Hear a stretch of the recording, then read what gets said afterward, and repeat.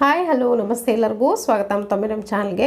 ಇವಾಗ ನೀವು ನೋಡ್ತಿರೋ ಹಾಗೆ ನಾನು ಒಂದು ಜ್ಯೂಸಿಯಾಗಿರುವಂಥ ಸ್ವೀಟ್ ರೆಸಿಪಿ ಮಾಡೋದು ಯಾವ ರೀತಿ ಅಂತ ತೋರಿಸ್ತಿದ್ದೀನಿ. ತುಂಬಾ ಟೇಸ್ಟಿಯಾಗಿರುತ್ತೆ, ಈಸಿಯಾಗಿ ಮನೆಯಲ್ಲೇ ಸಿಗುವಂಥ ಸಾಮಗ್ರಿಗಳಿಂದ ನೀವು ಮಾಡ್ಕೊಳ್ಬೋದು. ಇದನ್ನು ಬನ್ನಿ ಆಗಿದ್ರೆ ಇದನ್ನು ಕ್ವಿಕ್ಕಾಗಿ ಯಾವ ರೀತಿ ಮಾಡೋದು ಅಂತ ನೋಡೋಣ. ನಾನು ಒಂದು ಮಿಕ್ಸಿಂಗ್ ಬೌಲ್ಗೆ 1 ಕಪ್ ಅಷ್ಟು ಗೋಧಿ ಹಿಟ್ಟನ್ನು ತೊಗೊಂಡಿದ್ದೀನಿ. ಸೊ ನೀವು ಬೇಕಿದ್ರೆ ಮೈದಾ ಹಿಟ್ಟಿಂದ ಕೂಡ ಇದನ್ನು ಮಾಡ್ಕೊಳ್ಬೋದು. ಒಂದೇ ಒಂದು ಚಿಟಿಕೆಯಷ್ಟು ಉಪ್ಪು ಹಾಕ್ಕೊಂಡು ಚೆನ್ನಾಗಿ ಮಿಕ್ಸ್ ಮಾಡಿಕೊಂಡು ನೀರನ್ನು ಹಾಕ್ಕೊಂಡು ಸ್ವಲ್ಪನೇ ನೀರು ಹಾಕ್ಕೊಂಡು ಈ ಚಪಾತಿ ಏನು ಹಿಟ್ಟು ನಾದ್ಕೊಳ್ತೀವೋ ಅದಕ್ಕೆ ನೀವು ಇದನ್ನು ಹಿಟ್ಟನ್ನು ಚೆನ್ನಾಗಿ ನಾದ್ಕೊಳ್ಬೇಕಾಗತ್ತೆ.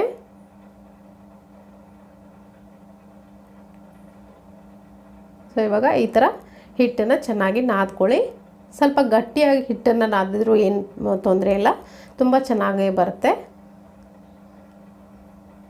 ಇವಾಗ ಹಿಟ್ಟನ್ನು ನಾದಿ ಇನ್ನೊಂದು ಬೌಲ್ಗೆ ಟ್ರಾನ್ಸ್ಫರ್ ಮಾಡಿಕೊಂಡು ಇದನ್ನು ಮುಚ್ಚಿ ಒಂದು 2 ನಿಮಿಷ ನೆನೆ ಹಾಕಿಬಿಡ್ತೀನಿ. ಅಷ್ಟರೊಳಗೆ ಒಂದು ಮಿಕ್ಸ್ಚರ್ ರೆಡಿ ಮಾಡ್ಕೊಳ್ಳೋಣ. ಇವಾಗ ನೋಡ್ತಿರ್ಬೋದು 1 ಟೇಬಲ್ ಸ್ಪೂನ್ ಆಗೋಷ್ಟು ನಾನು ತುಪ್ಪನ ಒಂದು ಬೌಲ್ಗೆ ಹಾಕ್ಕೊಂಡಿದ್ದೀನಿ. ಇದಕ್ಕೆ 1 ಸ್ಪೂನಷ್ಟು ಅಕ್ಕಿ ಹಿಟ್ಟನ್ನು ಕೂಡ ಸೇರಿಸ್ಕೊಳ್ತಾ ಇದ್ದೀನಿ. ನೀವು ಬೇಕಿದ್ರೆ ಅಕ್ಕಿ ಹಿಟ್ಟಿನ ಬದಲಿಗೆ ಮೈದಾ ಹಿಟ್ಟನ್ನು ಕೂಡ ನೀವು ಸೇರಿಸ್ಕೊಳ್ಬೋದು, ಏನು ತೊಂದರೆ ಇಲ್ಲ. ಇದನ್ನು ಸೈಡಲ್ಲಿ ಎತ್ತಿಟ್ಕೊಂಡು ಇವಾಗ ನೋಡ್ತಿರ್ಬೋದು ಹಿಟ್ಟು ಚೆನ್ನಾಗಿ ನೆನೆದಿದೆ. ಇವಾಗ ಇನ್ನೊಂದು ಸರಿ ಈ ಥರ ಚೆನ್ನಾಗಿ ಕೈಯಿಂದ ಮಿದ್ದಿ ನೀವು ಚಿಕ್ಕ ಆಕಾರಕ್ಕೆ ನೀವು ರೋಟಿ ಯಾವ ಆಕಾರಕ್ಕೆ ಮಾಡ್ತೀರೋ ಆ ಆಕಾರಕ್ಕೆ ಉಂಡೆಗಳನ್ನ ಕಟ್ ಮಾಡ್ಕೊಳ್ತಿದ್ದೀನಿ. ಸೊ ಇವಾಗ ಇದೇ ಥರ ಎಲ್ಲ ಉಂಡೆಗಳನ್ನು ಕಟ್ ಮಾಡಿಕೊಂಡು ಸ್ವಲ್ಪನೇ ಹಿಟ್ಟನ್ನು ತಗೊಂಡು ಒಣ ಹಿಟ್ಟೇನಿರುತ್ತೆ ಸ್ವಲ್ಪನೇ ಹಿಟ್ಟನ್ನು ಹಚ್ಕೊಳ್ಳಿ. ಜಾಸ್ತಿ ಹಿಟ್ಟನ್ನು ಒಣ ಹಿಟ್ಟನ್ನು ಬಳಸಬೇಡಿ. ಸ್ವಲ್ಪನೇ ಹಿಟ್ಟನ್ನು ಹಚ್ಕೊಂಡು ಈ ರೋಟಿ ಆಕಾರಕ್ಕೆ ನಾನು ಪ್ರತಿಯೊಂದು ಉಂಡೆಗಳನ್ನು ಲಟ್ಟಿಸ್ಕೊಂಡು ಒಂದು ಪ್ಲೇಟ್ನಲ್ಲಿ ಪ್ಲೇಸ್ ಮಾಡ್ಕೊಳ್ತೀನಿ. ನೋಡ್ತಿರ್ಬೋದು ಇಲ್ಲಿ ಇದೇ ಥರ ಎಲ್ಲ ರೋಟಿಗಳನ್ನು ನಾನು ಒಂದೇ ಆಕಾರಕ್ಕೆ ಲಟ್ಟಿಸ್ಕೊಳ್ತೀನಿ. ರೊಟ್ಟಿ ಲಟ್ಟಿಸ್ಬೇಕಿದ್ರೆ ಜಾಸ್ತಿ ಹಿಟ್ಟನ್ನು ಬಳಸಬೇಡಿ, ಒಣ ಹಿಟ್ಟೇನಿರುತ್ತೆ ಜಾಸ್ತಿ ಬಳಸಬೇಡಿ. ಸೊ ಇವಾಗ ಇದೇ ಥರ ಎಲ್ಲ ರೋಟಿಗಳನ್ನು ನಾನು ಒಂದೇ ಆಕಾರಕ್ಕೆ ಲಟ್ಟಿಸ್ಕೊಂಡು ಇಟ್ಕೊಂಡಿದ್ದೀನಿ. ನೋಡ್ತಿರ್ಬೋದು ಒಂದು 5 ರಿಂದ 6 ರೋಟಿ ಇದೆ. ಇವಾಗ ಒಂದೊಂದಾಗಿ ರೋಟಿನ ಪ್ಲೇಸ್ ಮಾಡ್ಕೊಂಡು ನಾವು ಆವಾಗಲೇ ಮಾಡಿಟ್ಕೊಂಡಂಥ ತುಪ್ಪದ ಮಿಶ್ರಣ ಏನಿದೆ, ಇವಾಗ ನೋಡ್ತಿರೋದು ತುಪ್ಪ ಮತ್ತು ಅಕ್ಕಿ ಹಿಟ್ಟಿನ ಮಿಶ್ರಣನ ಪ್ರತಿಯೊಂದು ರೋಟಿ ಮೇಲೂ ಈ ಥರ ನೀವು ಸ್ಪ್ರೆಡ್ ಮಾಡ್ಕೊಳ್ಬೇಕಾಗತ್ತೆ. ಸೊ ಈ ಥರ ಸ್ಪೂನಿಂದ ನೀಟಾಗಿ ಎಲ್ಲ ಭಾಗಕ್ಕೂ ಸ್ಪ್ರೆಡ್ ಮಾಡ್ಕೊಳ್ಳಿ. ಇದ್ರ ಮೇಲ್ಗಡೆ ಇನ್ನೊಂದು ರೋಟಿನ ಪ್ಲೇಸ್ ಮಾಡ್ಕೊಳ್ಳಿ. ರೋಟಿನ ಸ್ವಲ್ಪ ತೆಳುವಾಗಿ ಲಟ್ಟಿಸಿದ್ರೆ ತುಂಬ ಚೆನ್ನಾಗಿ ಬರುತ್ತೆ ಈ ಸ್ವೀಟು.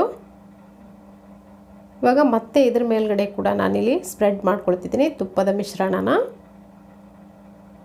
ತುಂಬ ಗರಿಯಾಗಿ ಇದು ಮಾಡೋಕ್ಕೆ ಏನು ರೀಸನ್ ಅಂದರೆ ತುಂಬ ಗರಿಯಾಗಿ ಬರುತ್ತೆ ಈ ಸ್ವೀಟ್ ರೆಸಿಪಿ ಏನಿದೆ. ತುಂಬ ಟೇಸ್ಟಿಯಾಗಿ ಗರಿಯಾಗಿ ಬಾಯಲ್ಲಿ ಕರಗೋ ಥರ ಬರುತ್ತೆ.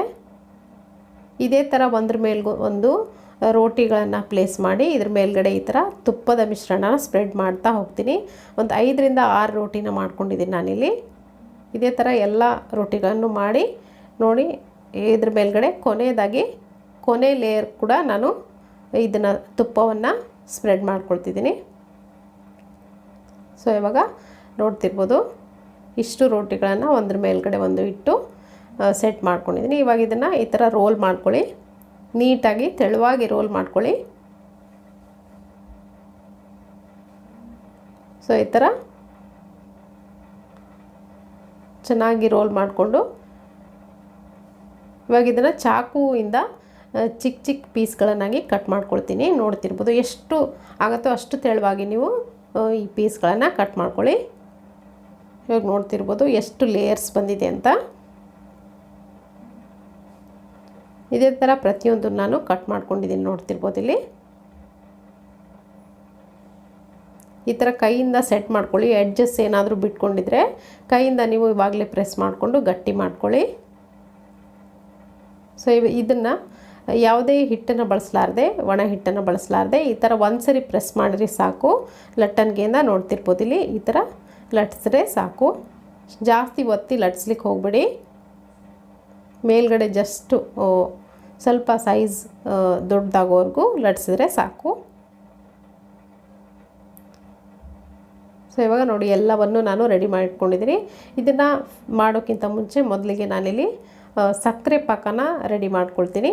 ಇವಾಗ ಗ್ಯಾಸ್ ಸ್ಟವ್ ಮೇಲೆ ಒಂದು ಪಾತ್ರೆ ಬಿಸಿ ಇಟ್ಕೊಂಡಿದ್ದೀನಿ. ಇದಕ್ಕೆ 1 ಕಪ್ ಆಗೋಷ್ಟು ಸಕ್ಕರೆಯನ್ನು ಹಾಕ್ಕೊಳ್ತಿದ್ದೀನಿ. ಸಕ್ಕರೆ ಹಾಕಾದ್ಮೇಲೆ 1 ಗ್ಲಾಸ್ ಆಗೋಷ್ಟು ನೀರನ್ನು ಹಾಕ್ಕೊಳ್ತಿದ್ದೀನಿ. ಪಾಕ ತುಂಬ ತೆಳುವಾಗಿ ಮಾಡಲಿಕ್ಕಿಲ್ಲ, ಇಲ್ಲಿ ಸ್ವಲ್ಪ ಗಟ್ಟಿಯಾಗಿ ಪಾಕ ಮಾಡೋದಿದೆ. ಅದಕ್ಕೋಸ್ಕರ ನೀರನ್ನು ಸ್ವಲ್ಪ ಕಡಿಮೆನೇ ಹಾಕ್ಕೊಳ್ಳಿ. ಮೊದಲಿಗೆ ಸಕ್ಕರೆ ಎಲ್ಲ ಚೆನ್ನಾಗಿ ಕರಗಾದ್ಮೇಲೆ ಒಂದು 2 ನಿಮಿಷ ಕುದಿಯಕ್ಕೆ ಬಿಡಿ. ಇದಾದಮೇಲೆ ಸ್ವಲ್ಪ ಏಲಕ್ಕಿ ಪೌಡ್ರನ್ನ ಹಾಕ್ಕೊಳ್ತಿದ್ದೀನಿ. ನೋಡ್ತಿರ್ಬೋದು, ಏಲಕ್ಕಿ ಕುಟ್ಟಿ ಪುಡಿ ಮಾಡಿ ಸಿಪ್ಪೆ ಸಮೇತ ಹಾಕ್ಕೊಳ್ತಿದ್ದೀನಿ. ಏಲಕ್ಕಿ ಹಾಕೋದ್ರಿಂದ ತುಂಬ ಚೆನ್ನಾಗಿ ಫ್ಲೇವರ್ ಬರುತ್ತೆ. ಹಾಗೆ ಸ್ವೀಟ್ ರೆಸಿಪಿಗೆ ಏಲಕ್ಕಿ ಹಾಕಲಿಲ್ಲ ಅಂದರೆ ಸ್ವೀಟ್ಗೆ ಟೇಸ್ಟ್ ಬರಲ್ಲ ಚೆನ್ನಾಗಿ. ಇವಾಗ ಇದು ಆಗಿದೆ, ನೋಡ್ತಿರ್ಬೋದು. ಇದು 2 ನಿಮಿಷದಿಂದ ಕುದೀತಾ ಇದೆ. ಇದನ್ನು ಮುಚ್ಚಿ ಸೈಡಲ್ಲೇ ಎತ್ತಿಟ್ಕೊಳ್ತೀನಿ. ಇವಾಗ ಇನ್ನೊಂದು ಒಲೆ ಮೇಲೆ ನಾನು ಎಣ್ಣೆ ಕೂಡ ಕಾಯಕ್ಕಿಟ್ಟಿದ್ದೀನಿ. ಒಂದೊಂದಾಗೆ ಈ ಮಾಡಿರುವಂಥ ಏನಿದೆ ಪೂರಿಗಳೇನಿದೆ ಅದನ್ನು ಒಂದೊಂದಾಗೆ ಹಾಕ್ಕೊಳ್ಳೋಣ.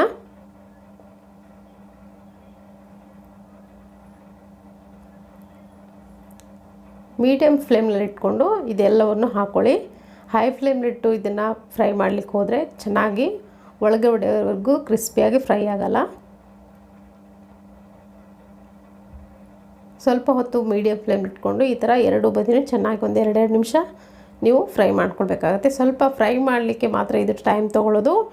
ಉಳಿದಿರುವಂಥ ಏನೇ ಮಾಡಿದ್ವಲ್ಲ ಪ್ರೊಸೀಜರ್ ಅದಕ್ಕೆಲ್ಲ ಟೈಮ್ ತೊಗೊಳ್ಳಲ್ಲ. ಇವಾಗ ನೋಡ್ತಿರ್ಬೋದು, ಕ್ರಿಸ್ಪಿಯಾಗಿ ಚೆನ್ನಾಗಿ ಫ್ರೈ ಮಾಡ್ಕೊಳ್ಳಿ. ಗೋಲ್ಡನ್ ಬ್ರೌನ್ ಆಗೋವರೆಗೂ ನೀವು ಫ್ರೈ ಮಾಡಿ ಇದನ್ನು ತೆಗೆದ್ರೆ ಆಯಿತು. ತುಂಬಾ ಸುಲಭವಾಗಿ ಗೋಧಿ ಹಿಟ್ಟಿಂದ ಇದನ್ನು ಸ್ವೀಟನ್ನು ಮಾಡ್ಕೊಳ್ಬೋದು. ಇವಾಗ ತೆಗೆದ ತಕ್ಷಣವೇ ನಾವು ಆವಾಗಲೇ ರೆಡಿ ಮಾಡಿ ಇಟ್ಕೊಂಡಿದ್ವಲ್ಲ ಸಕ್ಕರೆ ಪಾಕ, ಅದಕ್ಕೆ ಹಾಕ್ಕೊಂಡು ನೀವು ಈ ಥರ ಸಕ್ಕರೆ ಪಾಕದಲ್ಲಿ ಉರುಳಿಸಿದರೆ ಆಯಿತು. ಚೆನ್ನಾಗಿ ಸಕ್ಕರೆ ಪಾಕ ಹಿಡಿಯೋವರೆಗೂ ಬಿಟ್ಬಿಡಿ. ಸಕ್ಕರೆ ಪಾಕ ಚೆನ್ನಾಗಿ ಹಿಡಿದಾದ್ಮೇಲೆ ಇದನ್ನು ಇನ್ನೊಂದು ಪಾತ್ರೆಗೆ ತೆಗೆದು ಪ್ಲೇಸ್ ಮಾಡ್ಕೊಳ್ಬೋದು, ಇನ್ನೊಂದು ಪ್ಲೇಟ್ಗೆ ತೆಗೆದು. ಸೊ ಇವಾಗ ಚೆನ್ನಾಗಿ ಈ ಥರ ಸಕ್ಕರೆ ಪಾಕ ಎಳೆಯೋವರೆಗೂ ಬಿಟ್ಟು ನಲ್ಲಿ ಇನ್ನೊಂದು ಪ್ಲೇಟ್ಗೆ ಇದನ್ನು ಸರ್ವ್ ಮಾಡ್ಕೊಳ್ತಾ ಇದ್ದೀನಿ. ಸ್ವಲ್ಪ ಆರಾದಮೇಲೆ ಸಕ್ಕರೆ ಪಾಕ ಇನ್ನೇ ಇದ್ರ ಮೇಲ್ಗಡೆ ಗಟ್ಟಿಯಾಗಿರುತ್ತೆ, ತುಂಬ ಚೆನ್ನಾಗಿರುತ್ತೆ ನೋಡಲಿಕ್ಕೆ, ತಿನ್ನೋಕ್ಕೂ ಕೂಡ ಸ್ವೀಟ್ ಅಷ್ಟೇ ಚೆನ್ನಾಗಿರುತ್ತೆ. ಸೊ ಇವತ್ತಿನ ಈ ಸ್ವೀಟ್ ರೆಸಿಪಿ ನಿಮಗೆ ಖಂಡಿತವಾಗ್ಲೂ ಇಷ್ಟ ಆಗಿದೆ ಅಂದ್ಕೊಳ್ತೀನಿ. ಇಷ್ಟ ಆಗಿದ್ರೆ ಒಂದು ಲೈಕ್ ಒತ್ತೋದನ್ನು ಮರಿಬೇಡಿ. ಹಾಗೆ ನನ್ನ ಚಾನಲ್ಗೆ ನೀವು ಯಾರ್ಯಾರು ಸಬ್ಸ್ಕ್ರೈಬ್ ಆಗಿರ್ಬೋದು ದಯವಿಟ್ಟು ಸಬ್ಸ್ಕ್ರೈಬ್ ಆಗೋದನ್ನು ಕೂಡ ಮರಿಬೇಡಿ. Thank you.